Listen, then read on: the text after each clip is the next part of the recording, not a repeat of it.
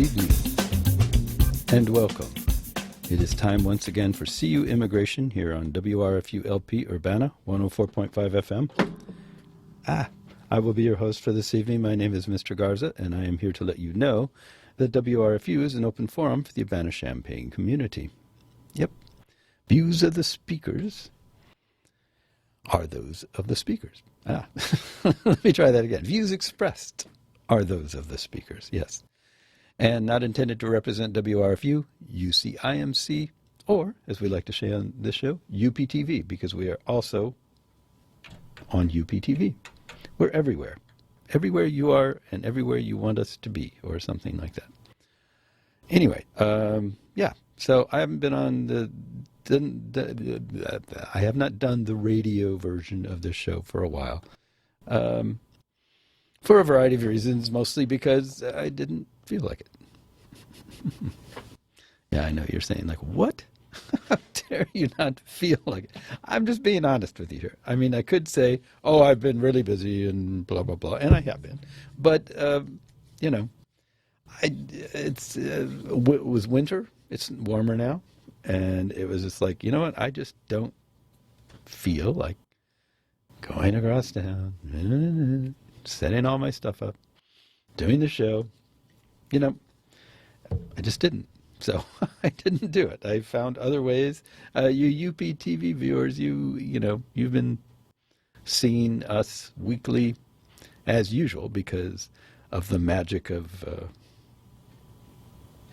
something.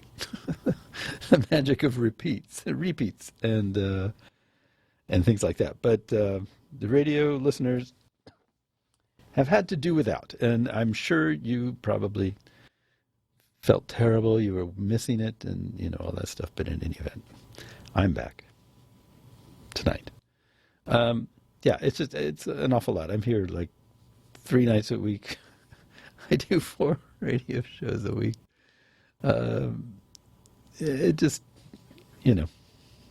sometimes I get tired of doing these things. So I apologize in case you were like, in case you tuned in and you were like, I really want to hear some more ranting about immigration. Where is that guy that likes to rant about immigration? If that is the case, then I apologize for not being here. But, that's how it goes. So I am here tonight, as you might imagine. And lots going on in the world. A lot of the news lately is about coronavirus. I'm sure you've been following that, like we all have. It's an interesting thing. Interesting. Maybe not the right word. But it is interesting to just, like, find yourself at a turning point in history, It could be a huge turning point. It could be a smallish turning point. But it is a turning point, nonetheless, because we have a new disease, which is similar in a lot of ways to things that have been around before, but it is actually different. So, that's strange. That's new. That's not, that doesn't happen very often. And so it's something to, aside from worrying about it and being afraid and trying to make plans and doing all these things, it's also something to, like, really sit back and go, wow, I've never done this before. I've never experienced this. I was alive around for SARS and for, what was the other one? Pork virus, whatever that was, swine flu, all these different things. I mean, there have been new diseases that have come and gone in my lifetime, but this one is kind of a bigger one because it's apparently quite a bit more contagious than those, and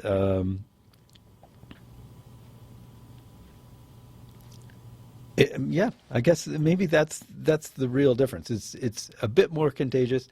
And the scientists are quite a bit more worried about it. In the past, on some of those other things, they were like, oh, this could be bad. We'll see. This one is like, yeah, it's bad. start to worry.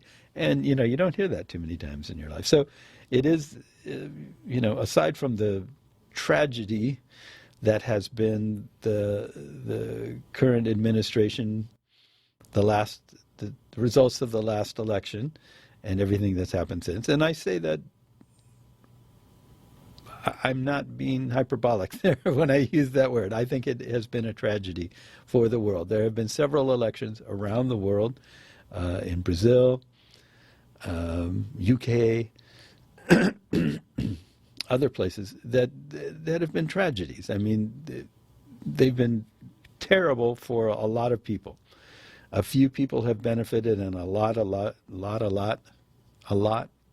people have suffered. And history is going to be brutal about this period of time. When it looks back, it's really going to. It'll probably sound a lot worse than it's been. It'll be like living through, the French Revolution or something like that. I don't know. But anyway, it'll possibly get worse before it gets better. So same thing with the coronavirus. A lot of different things are maybe probably going to get worse before they get better. And those of us who are just trying to, exist through these times, well, not just trying to. I mean, some of us are trying to do more than just exist. We fight back, and we're striving to improve things and to change things. But, in the meantime, existing is also on the table. So we just have to bide our time and realize that all things change eventually. And so anyway, that's my coronavirus update and philosophical moment here at the CU Immigration Show.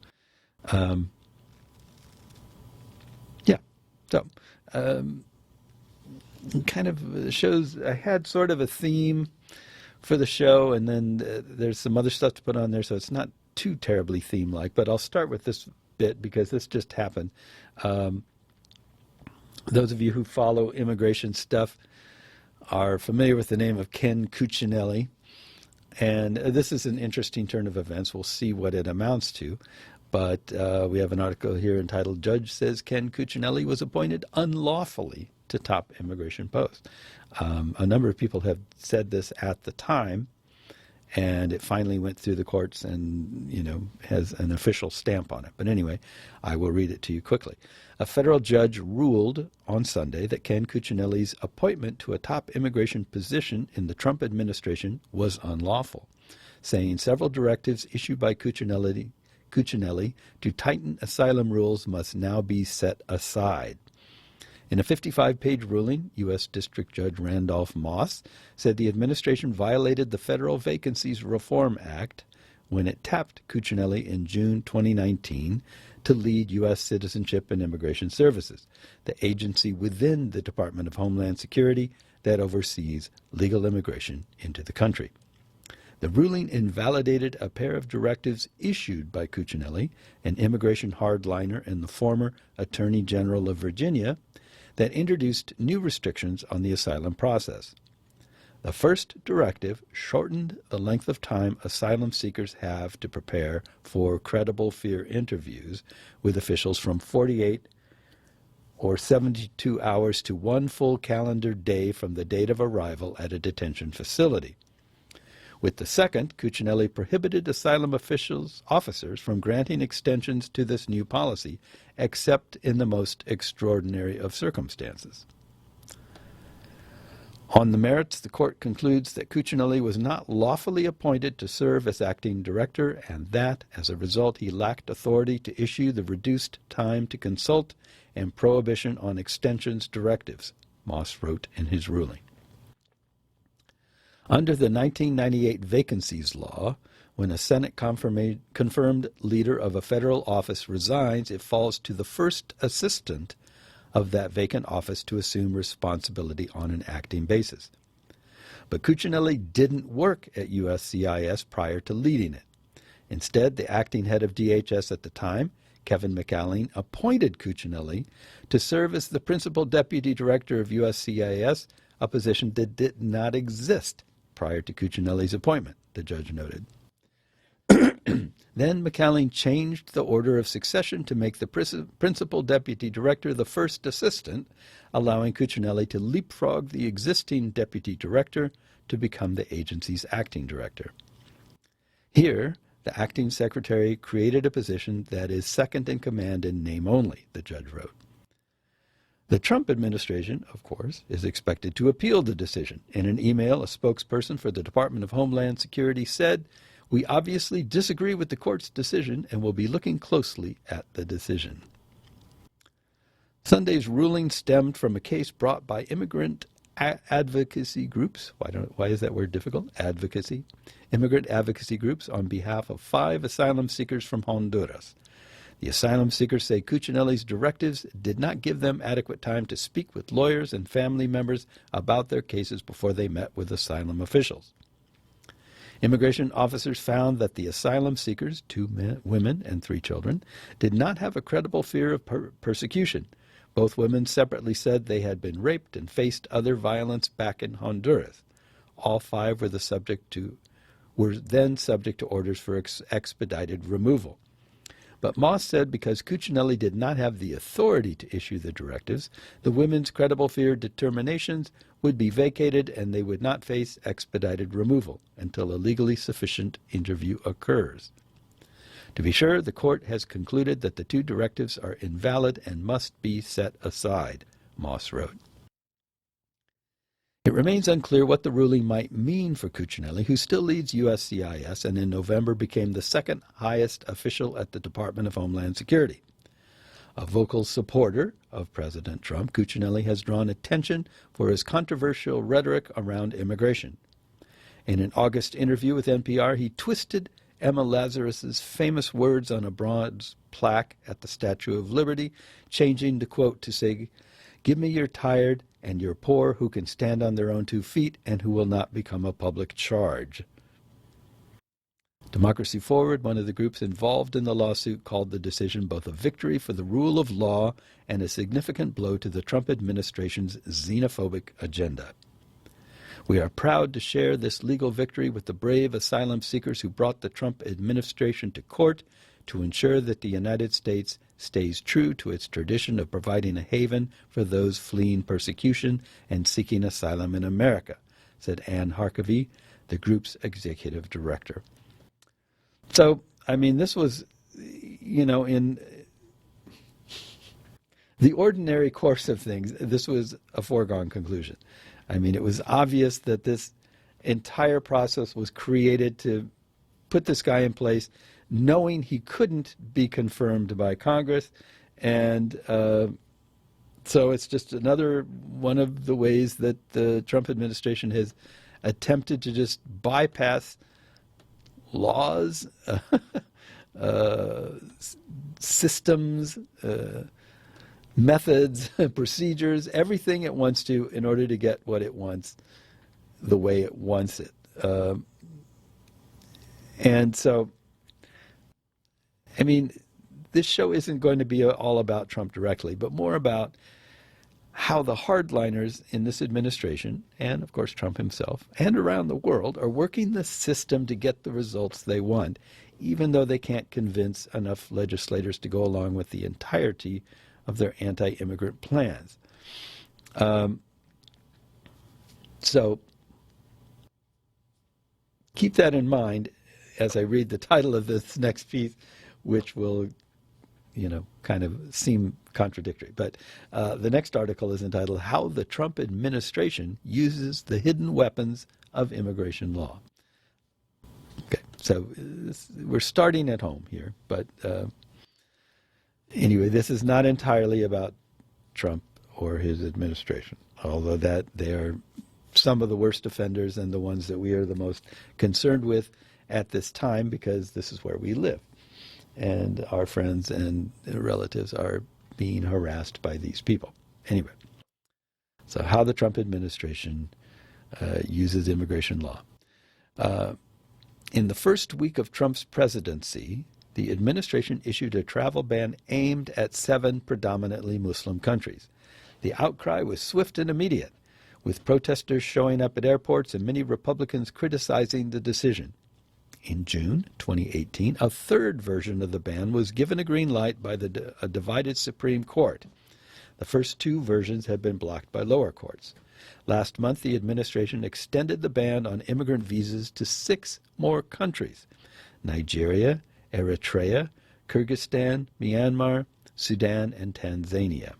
This time, there were no large nationwide protests and no signs of unease from Republican politicians.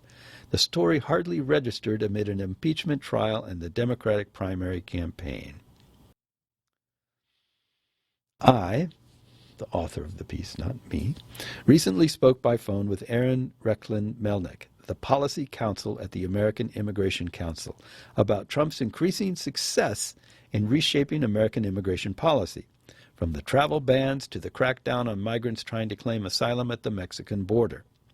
During our conversation, which has been edited for length and clarity, we also discussed why the security-based rationales for the travel ban excuse me, sneezing. I'm not sick. I was sawing wood today, so my nose is full of sawdust, even though I was wearing a mask. And I'm snuffling. Please forgive me for sneezing in your direction. Let me continue. During our conversation, which has been edited for length and clarity, we also discussed why the security-based rationales for the travel ban aren't sound, whether a Democratic president would be able to quickly reverse most of Trump's changes, and the Remain in Mexico policy, which Rechlin-Melnick described as a stain on the rule of law. American immigration history tends to be broken down by eras. When you look at immigration policy over the past 3 years, do you think we are in a new era? The response as follows. I'm not sure it's a new era, because much of what the Trump administration has done has been to find the hidden weapons in existing immigration law and then use them to the full extent, which no one had ever imagined would ever be done.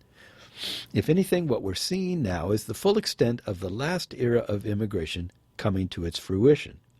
By that I mean the Illegal Immigration Reform and Immigrant Responsibility Act of 1996, or the IIRIRA.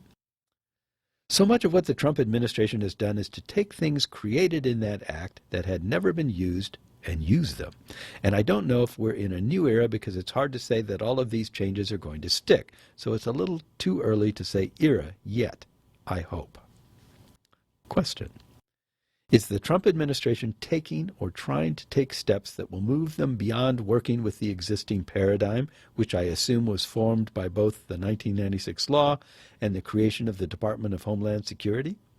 Are they content to work within those frameworks and push them to the very limits of legality, or are there plans to move beyond that?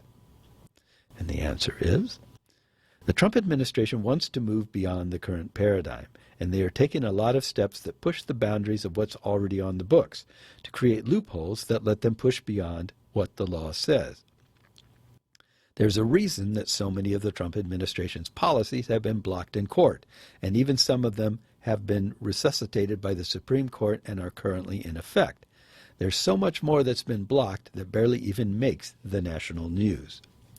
To a large extent, what the Trump administration has done on immigration that goes beyond the current paradigms has been through a series of international agreements with Mexico, Guatemala, Honduras, and El Salvador, which have reshaped the structure of who's arriving at the southern border in ways that it is still too early to tell what the ultimate effect will be.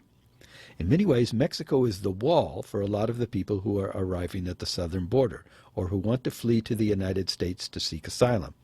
Mexico has become the wall. Question. Yes, you hear a lot of jokes on social media and late-night shows about Trump not getting his wall, or the wall not being built at the speed that he expected. But it seems like that may be missing the forest for the trees. Can you explain what you mean by Mexico being the wall?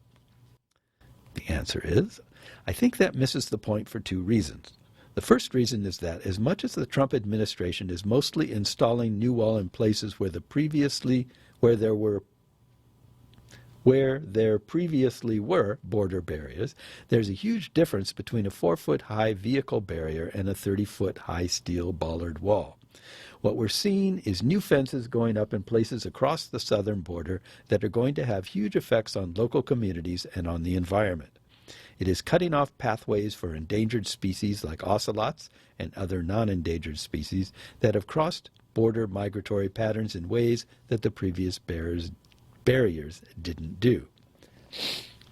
On the point about Mexico, the Trump administration has, in many ways, strong-armed several governments to get them to stop people from ever even making it to the southern border. Until recently, tens of thousands of people annually would come through Guatemala and through Mexico, and then arrive at our southern border and seek asylum.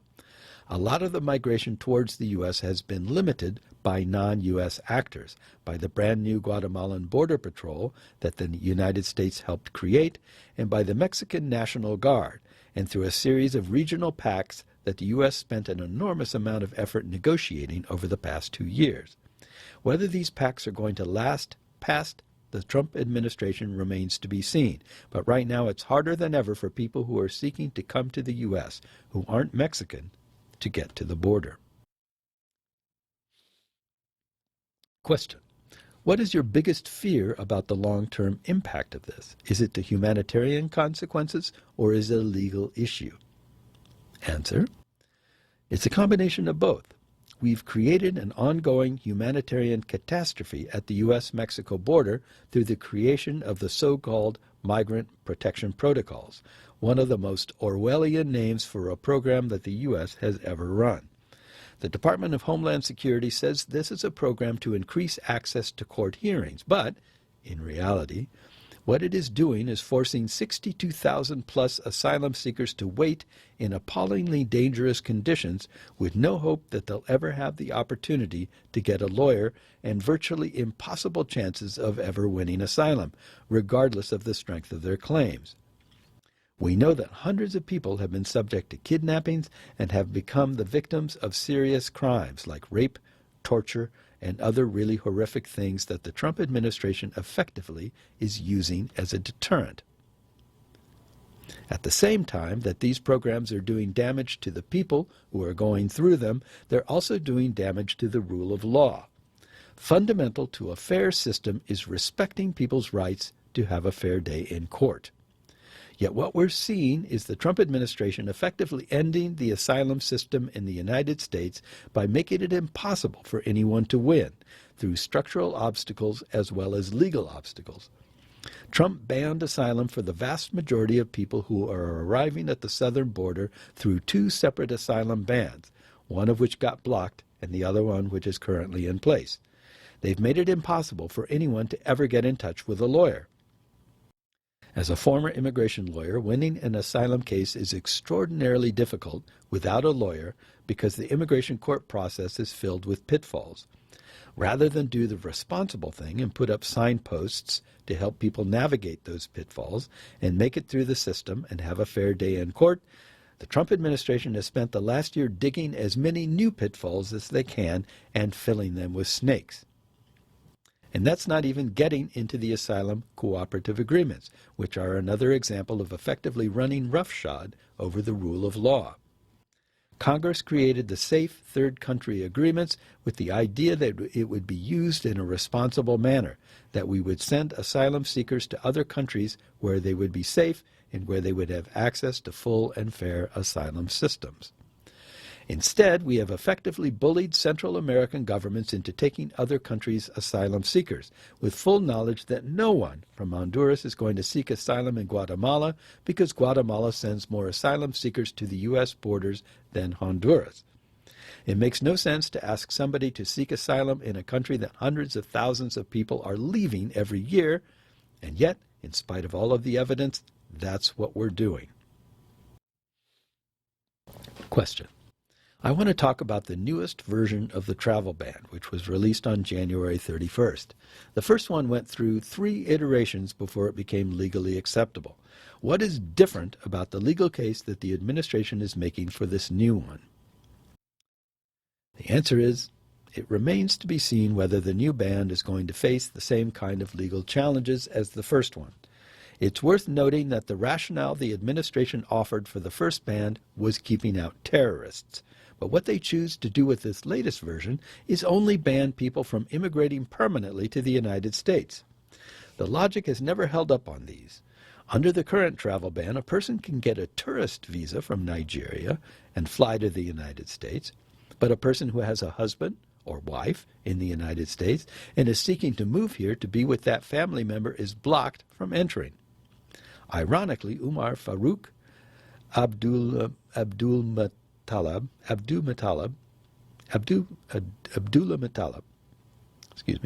the underwear bomber, was the one person from Nigeria who has ever been accused of terrorist attacks against the United States. He came here on a tourist visa and would not have been blocked under this current ban. So what we're left with is a nationality-based immigration restriction, and we have seen this in American history before. From 1924 to 1965, the United States had what was known as the National Origins Quota System, a fully racist system which was designed to keep America at the ethnic makeup of the 1890 census, which was directly responsible in many ways for keeping out Jews during the era the Nazis came to power, and which was roundly rejected in the 1965 Immigration and Nationality Act, which was, at the time, treated like a third Civil Rights Act because it effectively eliminated the one remaining national immigration restriction, which treated entire parts of the world as inferior. Unfortunately, we're moving back in that direction. Question: can you construct an argument that these bans are sincere attempts to pursue a policy that you, Aaron, may abhor?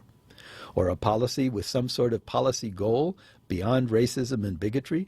Or do you feel that there is no actual defense of them beyond that? Because if the goal was something other than that, there's just no possible argument they would have been constructed in the ways they've been constructed. The answer: I'm not an expert on Nigeria's identity management systems, so I can't evaluate the extent to which the administration's arguments about any perceived inadequacies in those systems exist.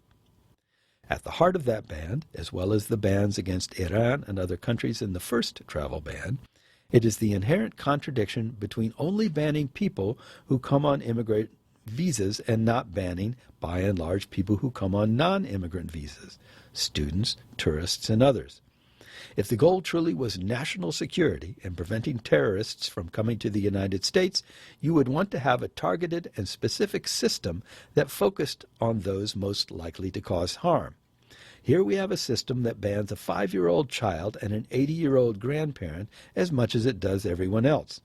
These blanket restrictions on countries just don't hold up logically and never have held up logically. So while I can't comment on whether those countries truly do have inadequate identity verification systems, this blanket ban effectively means that 6.5% of the entire world's population faces some form of nationality-based immigration restriction that clearly is not about national security. Question: is there one particular thing that you think the press doesn't cover much and that has had a huge impact? And the answer is, I think the big picture with the Trump administration's immigration policy is that it's almost impossible to know what they're doing on a day-to-day basis, and that they are willing to take every step, no matter how small,